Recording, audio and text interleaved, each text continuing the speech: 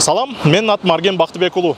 Биз медиа хабта силерди жаңы шайланып келген депутаттар менен тааныштыралы деп чечтик. Бул рубриканын алкагында биз эң кызыктуу аткаминерлер жөнүндө айтып бермекчибиз. Биринчилерден эле Нурлан Ражабалиев көзгө илинди. Ал ким, кандай иштер менен белгилүү болгон? Азыр баарын айтып беребиз.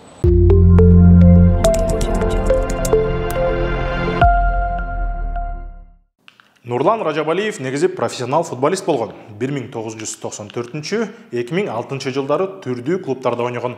Кыргызстандын футбол боюнча курамасына да кирген. 2009 жылдан тартып Ражабалиев бажы тармагында иштей баштайт.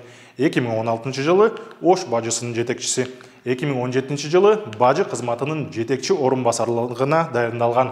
Азаттыктын иликтөөлөрүндө Ражабалиев айтылуу Райымбек Матраимовдун эң жакынкы кишилердин бири жана табакташы катары көрсөтүлгөн. Муну алар өздөрү да карашташкан. Тагыраагы 2021 жылы Матраимов төргөө менен кызматташууга барып, Ражабалиевге каршы көрсөтмө берген.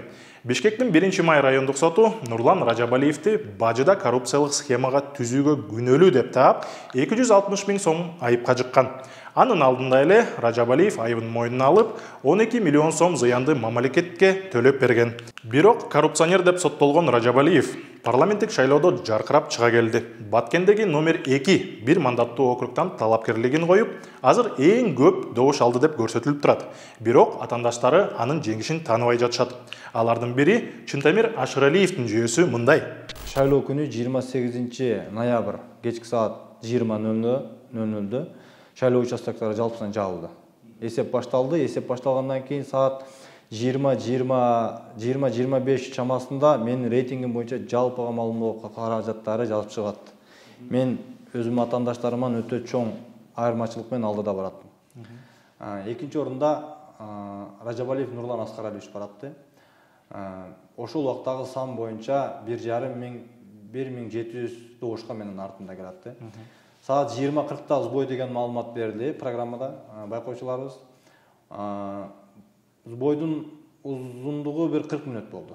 Ошол 40 мүнөттөн кийин Ражабалиев Нурлан Аскаралиевич 6500 добуш алганга жетишти.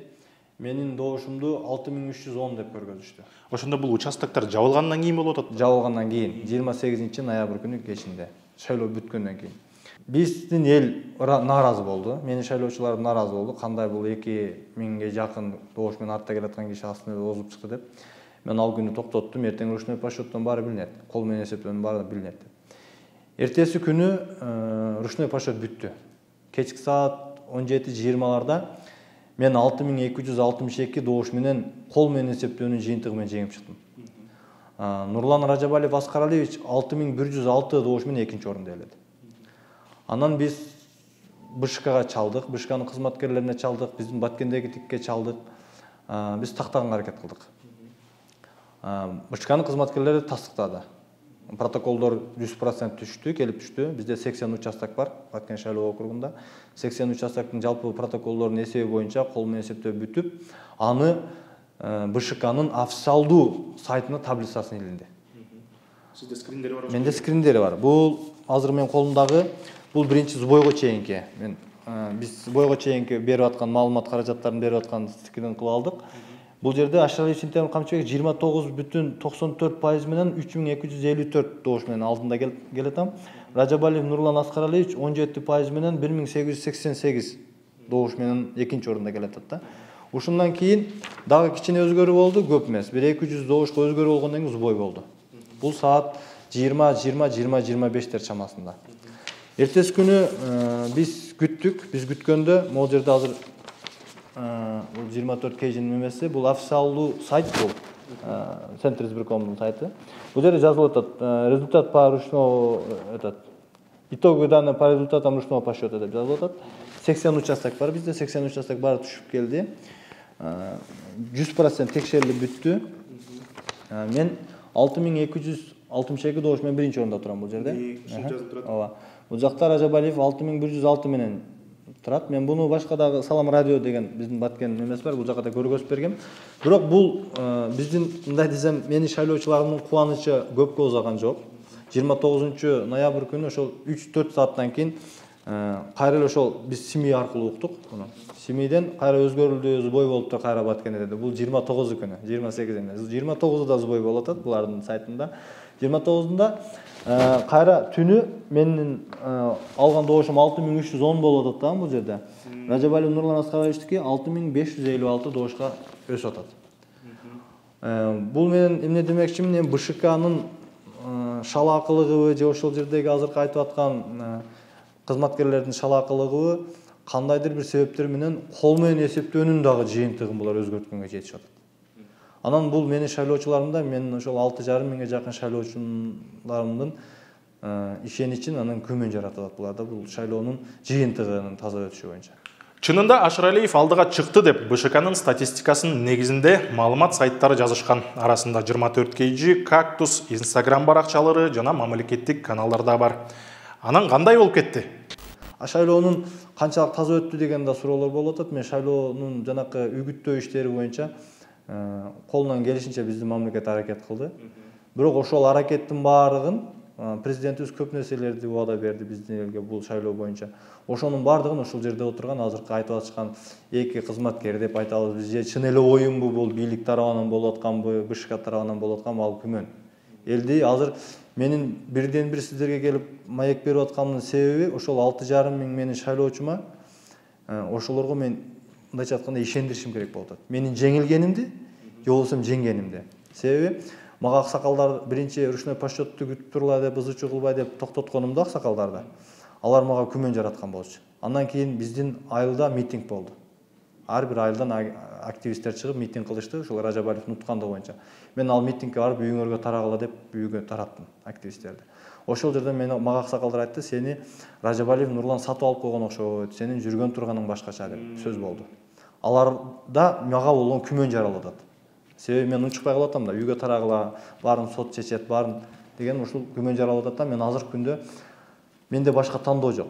Мен ушуну далилдешим керек. Же мен утулганымды далилдешим керек, же утканымды далилдешим керек. Бул жерде күмөн жараткан өтө көп учурлар болуп атат да. Азыркы мен айтып өткөн нерселерден тышкары биздин Баткен областы боюнча БШКнын өкүлү Алишер Жолдошев деген ушул Ражабалиевдин тууганы болуп эсептелет. Бул боюнча Кандайча тууган болуп аткан? Булар экөө тайке жээндер да. Ражабалиевдин апасы менен Алишердин атасы бир туугандар да. Бул боюнча биз ушундай тууган экен деп башында эле айтылган бул нерсе. Айтылган эми бул деген близкий родственникке кирбейт, мыйзам жол берет деген сөз болгон. Эми бул жерде жана конфликт интересов деп коет билесиңер да. Кызыктар тарап сөзсүз бар да бул жерде. Ошого дагы менин шайлоочуларым азыр наразычылык билдирип атышат. Кандай болуп калды депчи. Алар айтып атат, сага биз алып бердик. Кол менен эсептөөнүндөн да уттуң дагы, эми сен калып атасың ушундай. Аракет кылбай атасың, сен биздин добуштарга күрөшпөй атасың деген таризе таарыныч айтып атышат. Биз Ражабалиев менен Жолдошевдун туугандыгын аныктоо үчүн Жолдошевке чалдык, бирок ал жооп берген жок. Сайттарда жана соц тармакта бул тууралуу постторду гана көрө алдык. Ошол эле учурда номери 2-округда катталган талапкерлер жалпы үгүт эрежелерин бекитип алышкан экен. Бул биз башында азыркы шайлоо үгүт иштери башталганда 10 талапкер болдук да, биз Баткен шайлоо округуна 10 талапкер койдук. 10 талапкер меморандумга кол койдук. Мамлекет тарабынан уюштурулган меморандумга, БШК тарабынан. Мамлекет ар бир айыл өкмөттө чогулуш өткөрүп беребиз деп айтышты. Ошол чогулушка 10 талапкер чогуу барып, жанакы эл таразалайт, көрөт. Чогуу баргыладан ошол жерде өзүңөрдүн программаңар менен тааныштыргыла деп, ошол меморандумга кол коюп, бири-бирибизди жамандоо боюнча кол коюп, биз чогуу кербен болду, караван. Ошол караванда 9 талапкер барыбыз катыштык. Тилекке каршы бир эле талапкерибиз катышкан жок, Ражабалиев Нурлан Аскарович катышкан жок. Бир дагы биздин чогулушубузга келген жок. Бирок бизде общий жанакы жалпы WhatsApp группабыз бар талапкерлердин жана БШКнын өкүлдөрүнүн. Ошол группага гана мен ишеним партиясы менен тандем түздүм эле, ошолор менен чогуу үгүт иштерин жүргүзөм, силерге кошула албайм деген кийин ошондой маалымат берди. Ал меморандумга кол коюп, бирок ошондо да силер менен жана кербенге катышпай, өзүнчө үгүт иштерин жүрдү. Ал боюнча көпчүлүк эл наразычылыгын да айтып атты бизге. Эмнеге силер келдиңер, кана дагы бирөө деген сөздөр болду. Элди сыйлабагандык, мамлекеттин ошол кичинекей талабын сыйлабагандык болуп калды бул жердечи. Ал кишинин өзүнүн эрки, демократия деп атпайбыз азыр. Ушундай маселелер болуп атат. Анан эми ишеним партиясынын азыр өзүңүздөр билесиздер, элдин баары эле айтып атат. Тигинин партиясы, бунун партиясы бийликчил партия деген сөздөр бар. ушул дагы менин шайлоочуларымда күмөн жаратат. Чынында Ражабалиев үгүт компаниясында бийликчил деп айтылып келген Ишеним партиясынын өкүлдөрү менен жүрүптүр. Муну партиянын расмий баракчаларындагы сүрөттөр тастыктайт. Сиз эле айтып кеттиңиз, Ражабалиев боюнча ал коррупция боюнча айыпталып чыккан. Эл кандай реакция болот мындайга? Силер чогуу жүргөндө мүмкүн сөз болот, дагы ушундай кандидат бар экен деп жагандай болгон жок. Кандидат бар экен, ал эмне келген жок, эмне ал бизди сыйлабайбы деген сөздөр болот да. Ал талапкерлердин баары эле жалпыга маалым эле нерсе. Коррупция боюнча эч нерсе. Коррупция боюнча ал жерлерде да сөздөр болот эл тарабынан, бирок биз ага биз меморандумга кол койгонбуз, бири-бирибизди жамандабайбыз деп. Эч ким Нурлан Аскаралиев боюнча талапкерлердин катары атынан эч кандай жаман нерсе айтылган жок. Анын ошол коррупционер экенин дагы эч ким айткан жок. Бир немелерден эл менен жолугушууда жалгыз гана бир эле жолу биз ал киши менен жолуктук, ошо дебатта гана жолуктук.